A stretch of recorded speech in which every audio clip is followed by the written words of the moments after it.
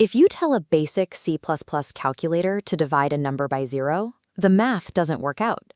The program freezes, panics, and forcefully shuts down, spitting out a fatal crash error.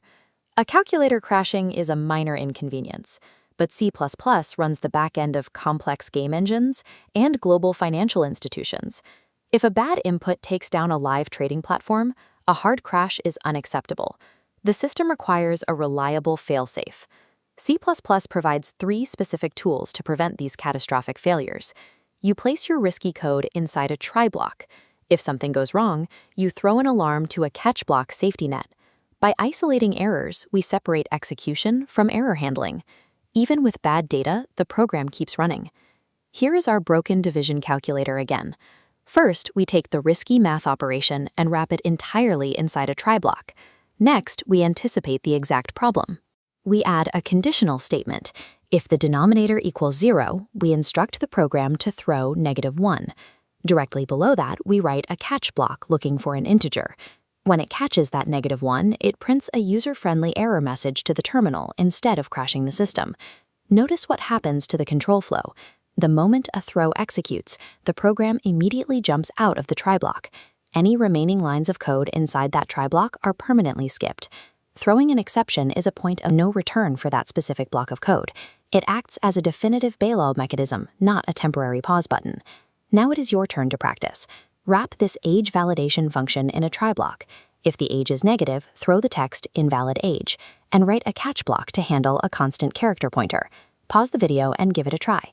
Here is the completed solution. The critical detail here is the data type. The type of the value you throw must match exactly with the parameter type in your catch block. In more complex functions, a single block of code might fail for multiple reasons. You might receive a bad integer in one step and a bad string in another.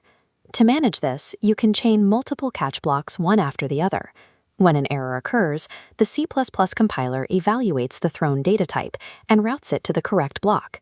An integer throw goes straight to the integer catch block. A string throw bypasses that block entirely and lands precisely in the character pointer block. This strict type matching gives you the precision to build highly specific recovery strategies, depending on exactly what went wrong in your code. Let's apply this to a real-world scenario.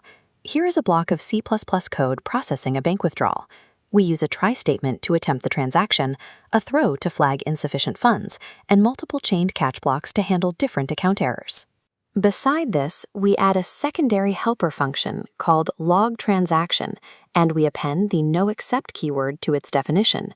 Adding noExcept provides an absolute guarantee to the compiler that this specific function will never throw an error under any circumstances.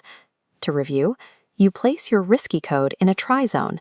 You throw a value to jump out when an error occurs. You catch that value by matching its data type.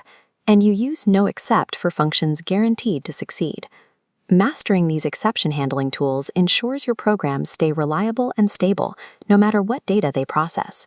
This sets a strong foundation for day 18, where we apply these safety nets to manage reading and writing external files.